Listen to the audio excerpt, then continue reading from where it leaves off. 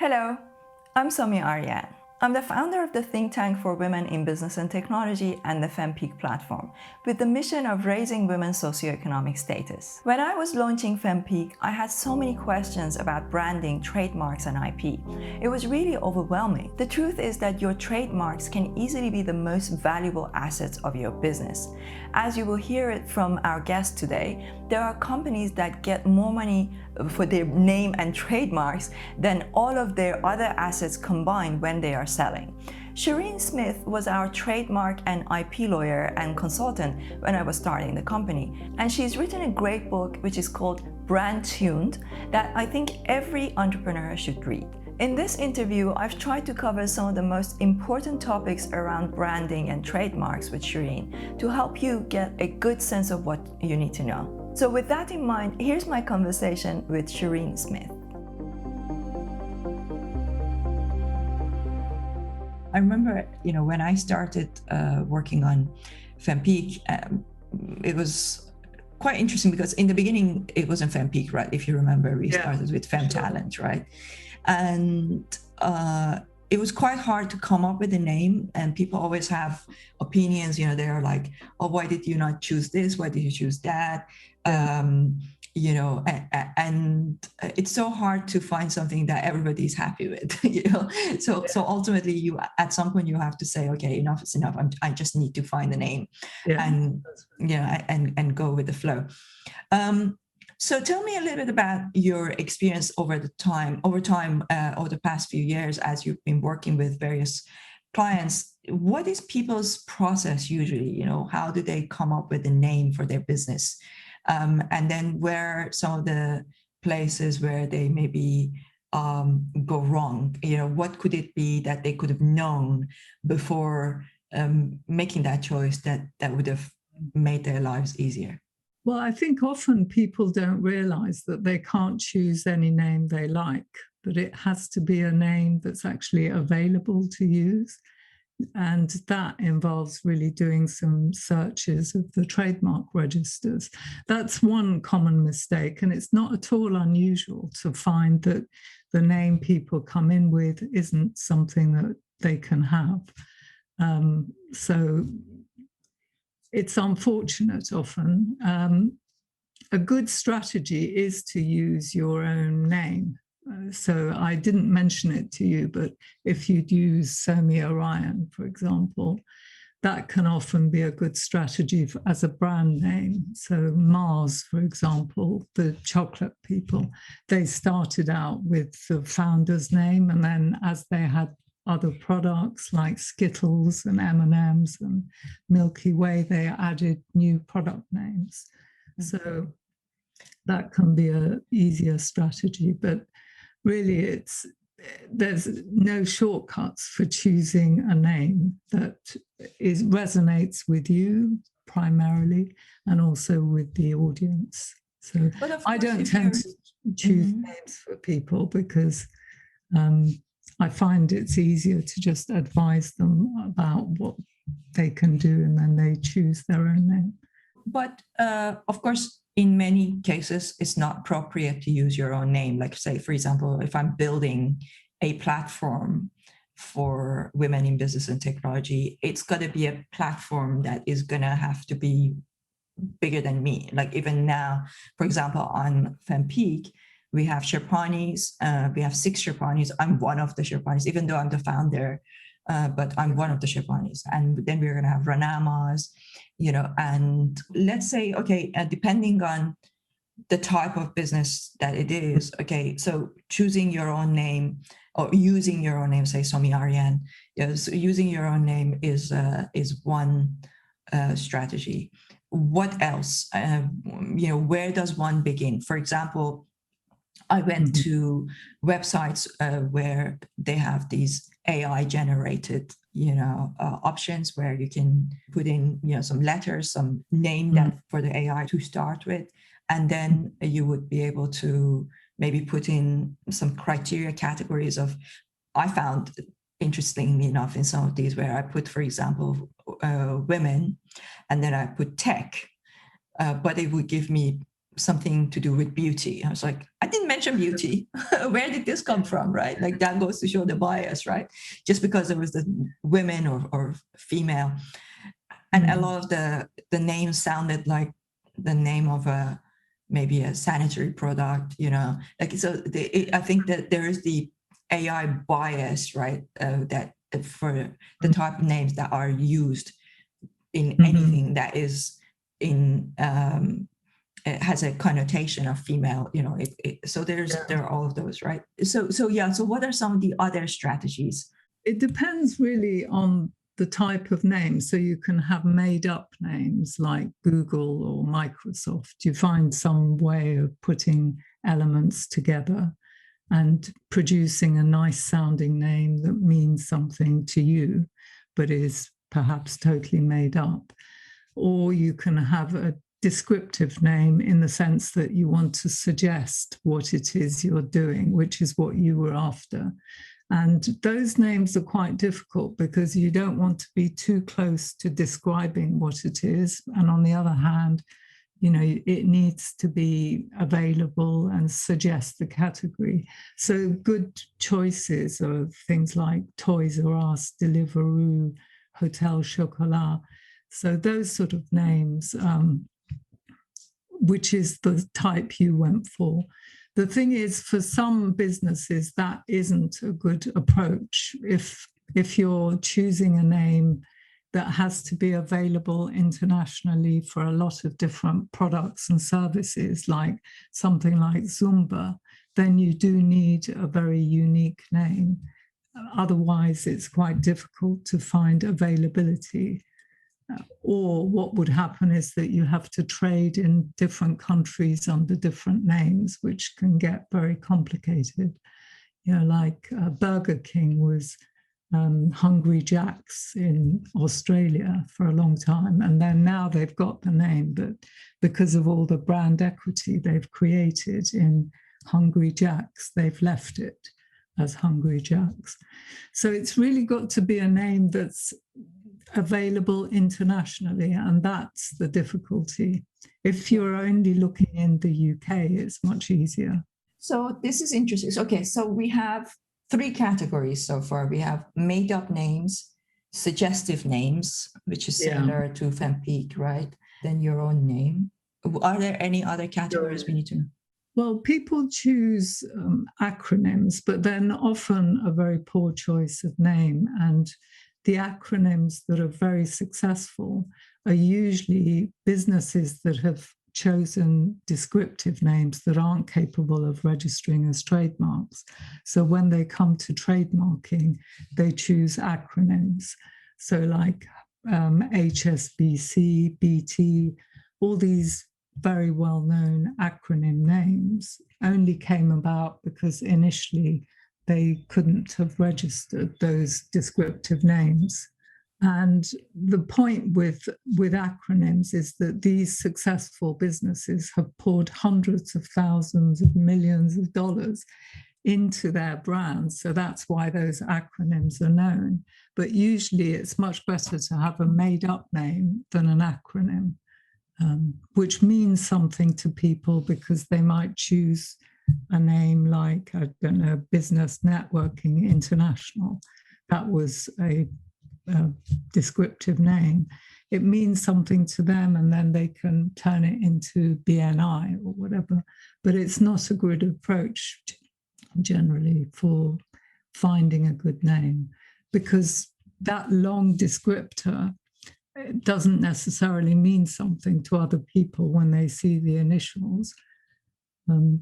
There's also the other problem that some people may already own the acronym. So, for example, the Worldwide Fund, when they turned to WWF, they had a clash with the World Wrestling Federation.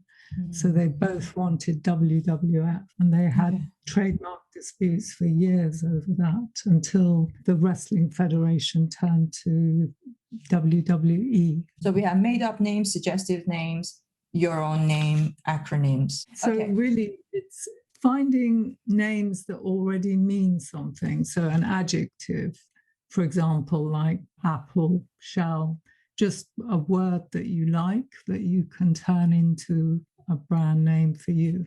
That's often a strategy, which usually means something about the business, but it doesn't need to. You can just choose a name that you like. It can be a Greek goddess, anything really, as long as it's legally available. Okay, so you've written a book recently. So tell me about what do you cover in the book? Is it going to be? I mean, I know because I've written a foreword for it, but for our audience, do you want to tell people what you cover in the book, so what they can expect to learn from it? Yeah, it's called Brand Tune: The New Rules of Branding, Strategy, and Intellectual Property. It really covers what's involved to create a brand. From a legal point of view, the issues that have implications from an intellectual property perspective are the brand name and any identifiers by which the public or consumers would recognize you. So that can be the logo, any music, characters, symbols. Those are essentially what the brand is all about. The brand equity that you build as you become more and more successful is contained in its trademarks. So you need to make sure you can own these elements. So recently, when the Arcadia Group went into administration, their brands were bought by ASOS, who didn't buy any of the high street shops, but they paid 295 million for a few brand names, effectively, Miss Selfridge, Topshop, Topman. And that is essentially, and the 30 million was for stock, but all that value was just for the brand name. Wow, that is so eye-opening. That's so amazing. So the fact that they paid more for the brand name than for the actual stock. Yeah, much more. Yeah. Amazing. So that's why it's so important, right? So I was actually going to ask you, like, why would you say trademark is important, and how does it impact the value of a brand? But this really answers that, right? Yeah, you see, as people get to know your brand, they will have certain associations. You need to try and control that. So by having a position, choosing, say, 3 or 4, the fewer the better, names or concepts that you want your brand to own, so that in all your communications, you convey that. And your hope is that consumers will also have those associations to the brand name. But whatever they associate with the brand name, that's where the value lies. And that's what motivates people to buy one item of a clothing rather than another, for example. So when you say a few, so it could be more than one. So let's say, for example, we have Fempeak, and then we have Sherpanis, and we have Ranamos. Like, those are all brand names, right? Essentially, is that how you mean? No, I mean more, how are you going to be differentiated from others who might provide a platform like this? So what do you want people to associate with your brand? So it's about identifying what people actually want a brand like yours to convey, and also having something that you are uniquely well placed to provide. It takes a few years, but at some point you should do some sort of survey to get an idea of how much awareness you've created in the market, what people associate with you, and to try and control that, if you like, by owning 1 or 2 adjectives, if you like. Okay, I see. Words. Okay. So you mean like Fempeak is anonymous with so and so? Yeah, it's synonymous with, say, finance for females. I don't know, female talent, whatever concepts you decide you want only your brand to be identified with. Okay. So you would, for example, if somebody was running a completely different type of brand, let's say if it was like a clothing brand or a technology brand, like say, for example, okay, let's talk about this shoes, because I'm obsessed with shoes. So, okay, Louboutin, okay, everybody knows because of the red thing at the bottom right, the sole.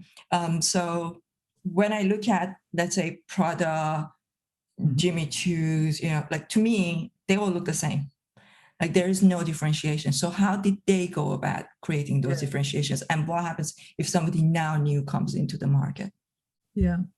Well, exactly. You see, the Ehrenberg Bass Institute, who do some research into how brands grow and how brands are recognized, they actually identified that for bigger brands anyway, people don't actually differentiate between them. So it's your distinctive assets, your name, your logo, your colors. Those are how people distinguish one brand from another and choose it and prefer it. So they may not know what it is that's different about you, but they just recognize you, know that they like your clothes or whatever it is, and gravitate towards you. So these identifiers are really important because you can actually protect them. You can stop competitors copying them, provided you legally protect them and take the right steps. But with differentiation, there's nothing you can do. If somebody copies your positioning, copies your business model, whatever, there's nothing you can do about that. So really the focus has to be on being uniquely identified as you, being distinctive. And you need 3 or 4 brand codes by which you're always going to be recognized. Colors and symbols are quite good to have because they can be associated with the brand. That's so interesting because it's kind of like in the world of computers, right? Like people say, smartphones, like people say to me, oh, this computer has got these incredible features, right? Or this phone has got these great features. And I'm like, I don't care. It's not Apple. I only use Apple because because I've bought into the ecosystem, right? And I like, Steve Jobs and the whole story. And it's like now I've bought into it. And I know sometimes I know they're taking the piss and like, that is just way too expensive. But like I've gotten into the ecosystem now. And on the whole, I get more out of it than if I had to leave, right, and come out and go to something else. So they make everything so easy to use. I think they've really focused on design. So other people can also create equally beautiful designs and easy to use platforms. But once you know that Apple does that, then you're already going to go to Apple. You may not be aware of what other people are providing, really. So do you think that, let's say, for example, Apple is a good example. So it wasn't a name. I remember when we were talking about Femtal and Fempeak, I remember like we had like a ton of names that we were trying to see which one to go for. And you mentioned to me that ultimately the name can be anything, and then you inject meaning into it, right? And I suppose Apple is a great example. Like Microsoft, you could look at it as, on the one hand, you could say, okay, there's the micro, and then there's the software, right? But another way of looking at it is like soft, and it's like micro, like you know what I mean? Like it's small and it's soft, right? Like so, I think that if people wanted to. And I got so many similar kind of things around Fempeak, Femtal, all of those things. Like people were like there's the fem and then peak, and like they just quit. And you mentioned that eventually it comes down to what meaning you inject into it. Who would have thought Apple who would become Apple, right? Like it's just the name of a fruit, right? I don't think of it. And it's not even a whole apple, it's got a bite in it. You don't really even think of that it's a fruit. It's just a name now, isn't it? As it's become known. Apparently, Steve Jobs chose that when he was walking through an orchard and thought it would be a good name. But it's not the best type of name in terms of protectability. So a name like Google is completely unique and distinct. So if somebody registers a domain name that's anything Google in it, that's got Google in it, Google would be able to get those domain names back from whoever has bought it, because they would have no reason to own a domain with their name in it. Whereas when it's something like Apple, then somebody could have the domain because they're selling apples or whatever. Mm-hmm. So it's more from a brand protection point of view. The more distinct the name is, the easier it is to protect a name. Yeah, and I suppose when Apple, that was like earlier days of the internet, right? And it was easy. And like now, it's so hard. I remember there was a time where you could find anything in .com. Now you almost cannot find anything in .com, right? Like it's pretty impossible.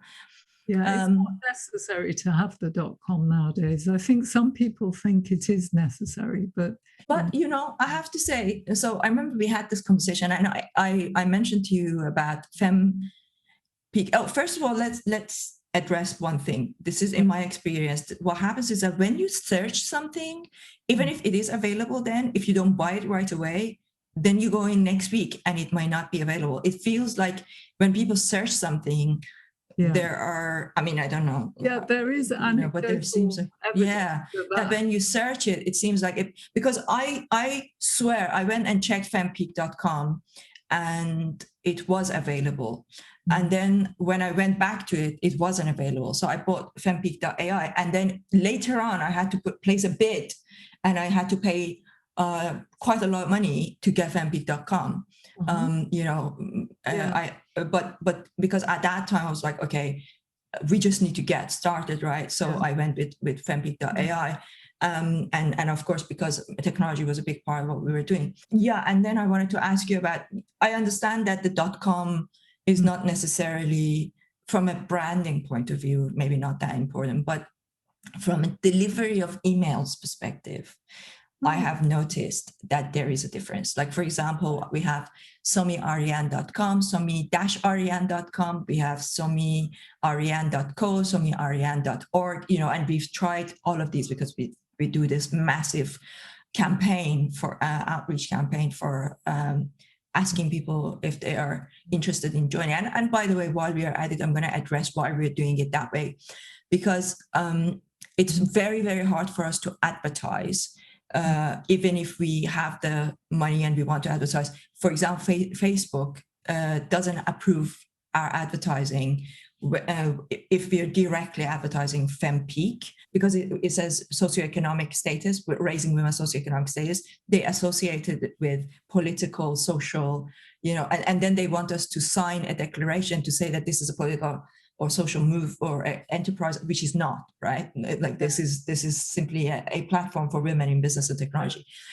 So this is one of the reasons why we are doing the kind of outreach that we are doing. But we have noticed that anything with .com, there are a few things that tend to deliver better. For example, I've noticed .org was having some problems, .co was having some problems.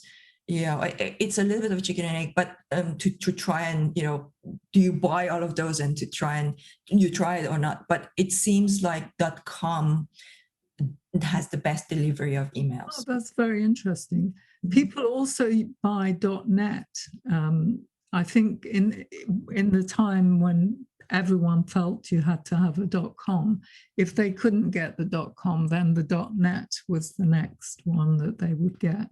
I assume the deliverability of emails for that would be quite good as well. I haven't tested that one. I did test a whole bunch of other things, but could be possible, and definitely worth trying. Yeah. Okay, now let's talk a little bit about something a bit more technical. So from my experience, when we were doing the trademarks for fempeak, we had to file 6 different classes. Can you explain a little bit about what these classes are? Somebody listening to this, they're an entrepreneur and they want to maybe register their trademark. What can you say about those classes and how do you identify them? Well, basically, names can only be monopolized, if you like, for a particular business purpose. So you need to identify why you're using a name and then get the categories that cover what it is you're doing. And it's very easy to search. There's class TM. If people Google that, it leads to the EU IPO's website where you can just put a description in and it will bring up the classes that are relevant to it. So you put recruitment in and then it will bring up, say, class 35 and any other class. So you know that that's one of the descriptions you need. Basically, names can be shared. So a company like, a name like Polo is owned by 3 different entities because they are not confused with one another. They exist in different categories. So one is confectionery, one is in cars, and one is clothes, Ralph Lauren's Polo shirts. So that's how it works, is that you need to carve out your rights, your territorial claim, if you like. So, and do we need to also trademark other brand elements like logos and symbols and things like that? Or, for example, in our case, I remember asking you about Sherpani and Ronama and these terms. Yeah. Well, once you settle on a logo, and I would be really careful before you decide this is the logo, because I don't think you should ever change a logo after that. A lot of designers tinker with logos and it impacts people's memorability of the brand, but also it impacts all your trademarks, because once you register a logo as a trademark, which you should, as soon as changes are made to it, that means you've got to change all the registrations. Otherwise, it could invalidate your registration even down the line. So it gets very costly to make changes. With some brand elements like colors, you can't own them straight away. They have to become uniquely associated with your brand for you to then be able to own them. I must mention actually Coca-Cola, because they were being copied right, left, and center when they decided that they needed a bottle that even illiterate people would be able to tell that this is a Coca-Cola bottle. So they had a bottle designed for them. And then they actually had a strategy to getting a trademark for it.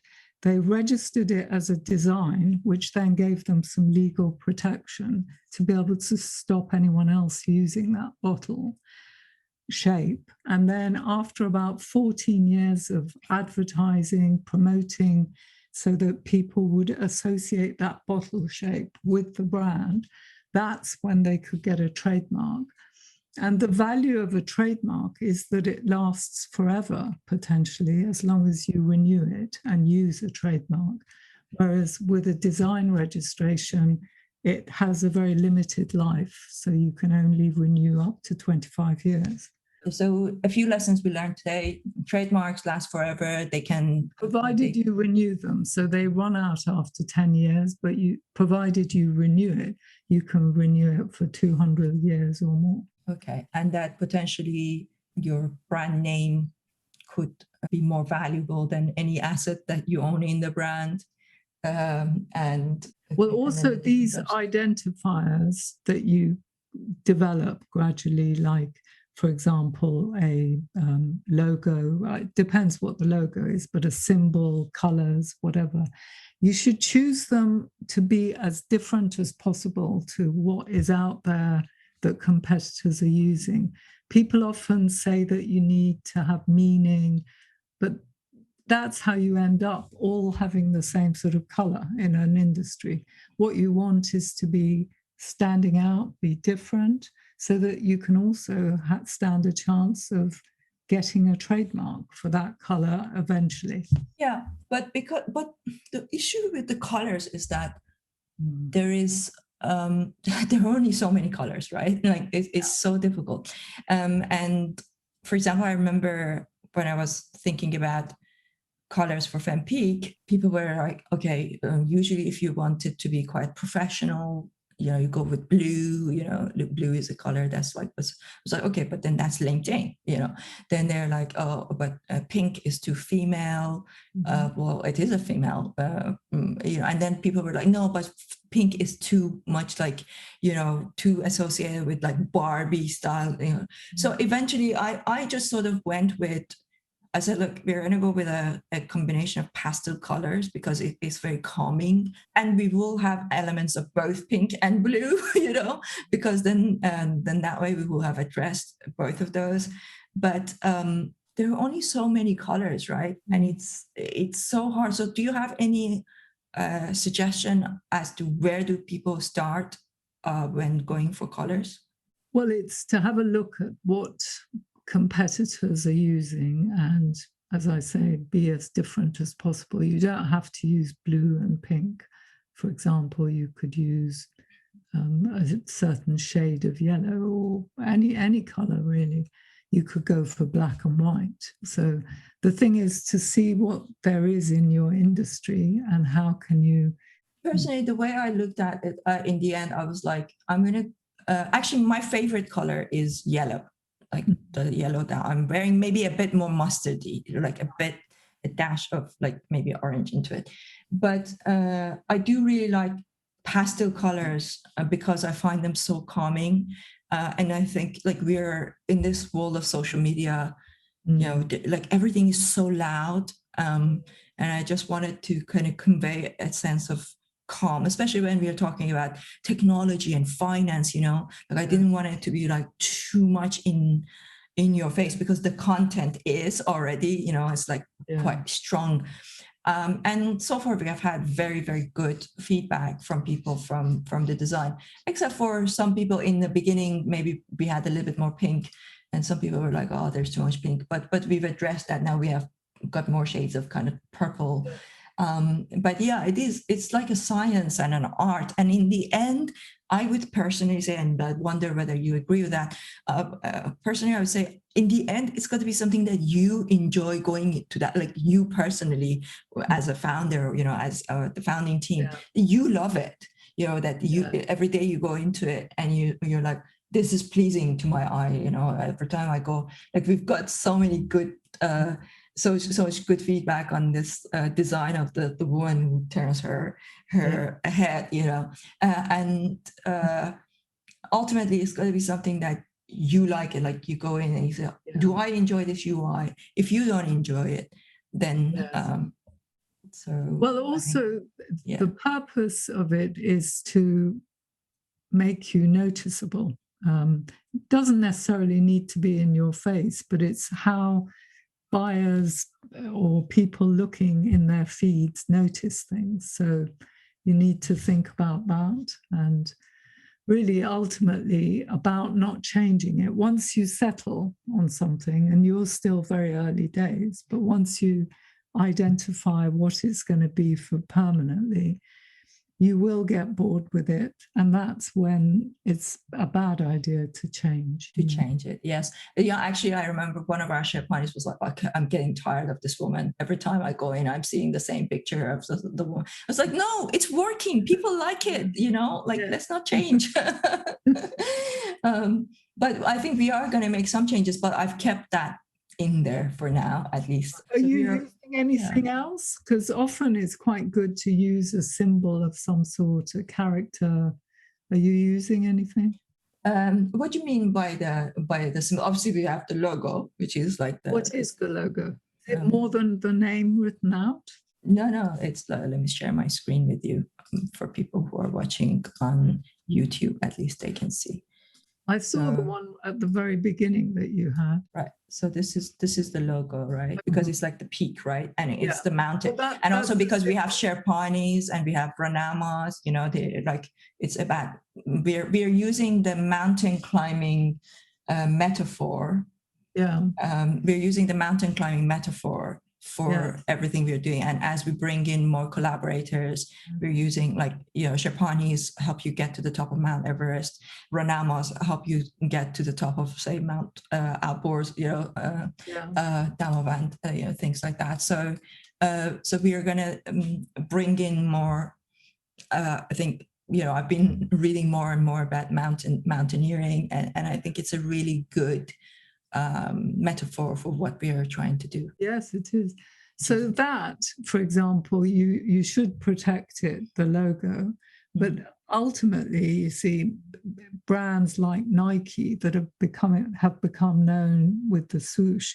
It's after years and years of using the swoosh with the name, but also a lot of promotion, that means the swoosh on its own has become famous. And that's what you might be able to achieve ultimately with that symbol of yours. Yeah, so you need to keep using it, bring it into your, marketing, the way you design different places, So you must have a distinct look by using certain codes that include your logo and that symbol. And maybe you'll come up with others, but then you get a very distinct look that will be used in different ways, but those elements might be present. And that's how they will then become very valuable IP, and you should definitely protect those as well. Okay, awesome. Okay, so last question, let's talk about timing.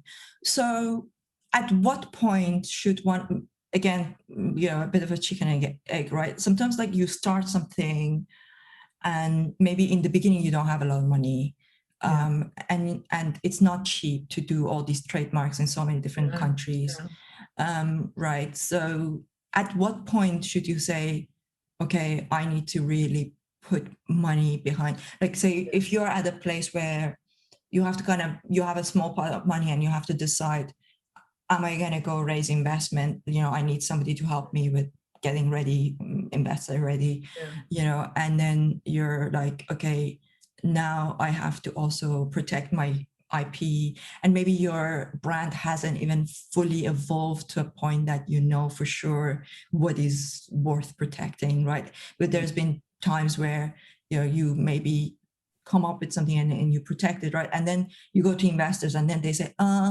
like, are you really settled on the name? Do you not want to like consider this and that, right? And then by that time it's maybe late. So what comes first, trading or other elements?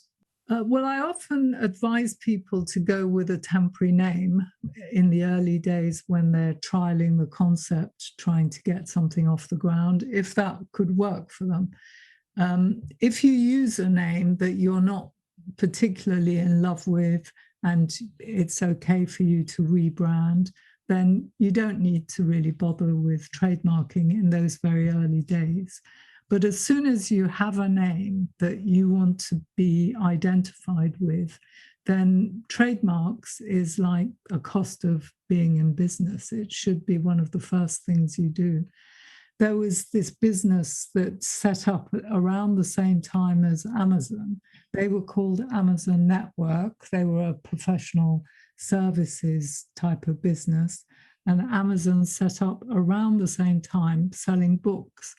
But the Amazon networks didn't register their trademark. They could have both coexisted because they had different classes. They didn't, they weren't doing competing stuff. But by 2005, Amazon got wind of them and they received cease and desist letters and they had to rebrand and they went bust, actually. The thing is, it's so easy, so cheap to actually register a trademark. It's compared to the costs of actually litigation. It's very cheap.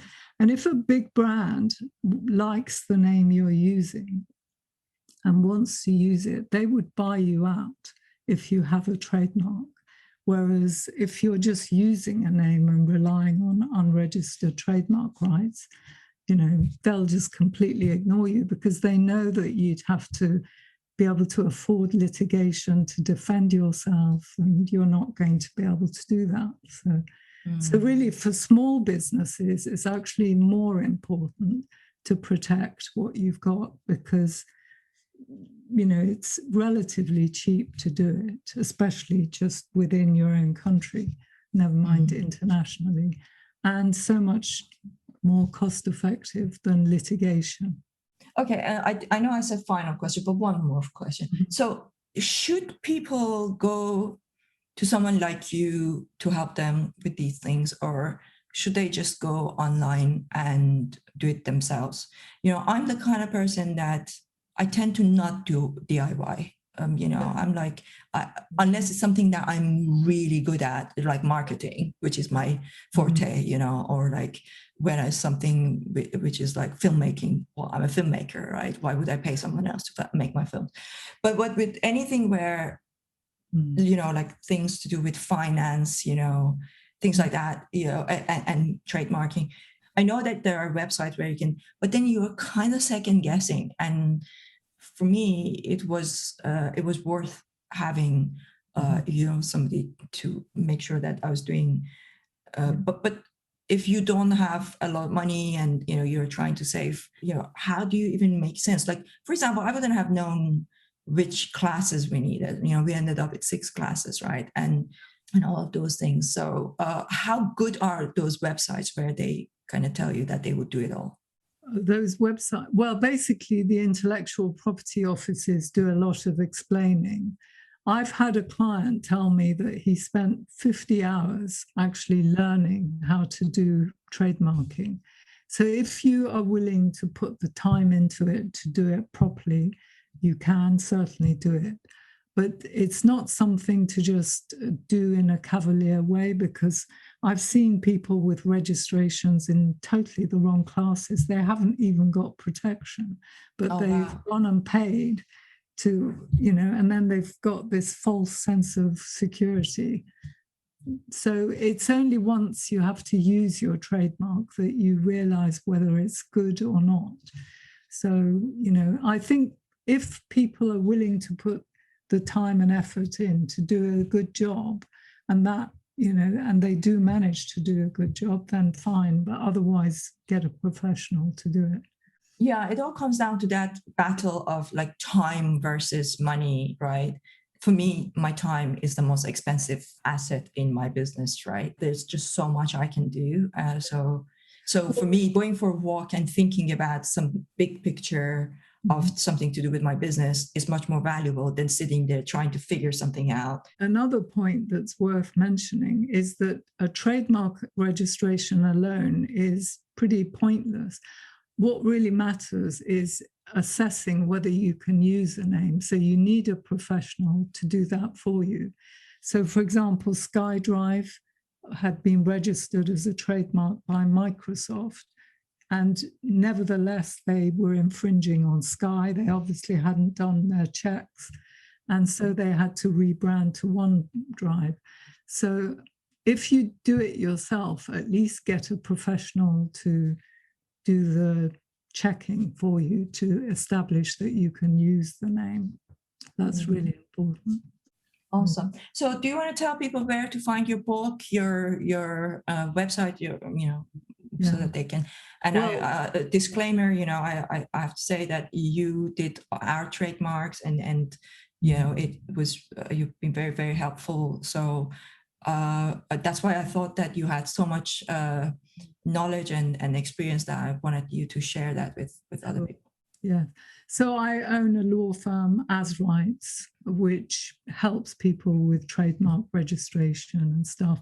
And I also have a brand consultancy, Brand Tuned, that helps with brand management and branding. So, yeah. Awesome. Accessible on Shireen at asrights.com or on any of the social media sites. Awesome. Shireen. Okay.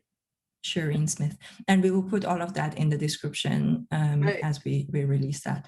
Thank you so much, Shireen. That's been super helpful. Yeah, great to speak to you. Awesome. Bye. Bye-bye.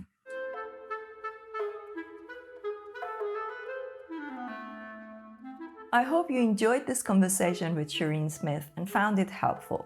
Please let me know in the comments if you have more questions around trademark and branding. Shireen will also be holding some helpful events on the fempeak platform, so be sure to enjoy and benefit from them. Finally, remember to subscribe to the Somi Arian podcast on Apple, Spotify, YouTube, or any other one of your favorite platforms. And don't forget to give it a 5-star and write a review. Oh, and connect with me on LinkedIn, Twitter, Instagram, or Clubhouse at Somi Arian. Finally, if you are not yet a member of fempeak, head over to fempeak.ai, register, and join a community that actively supports women's professional growth.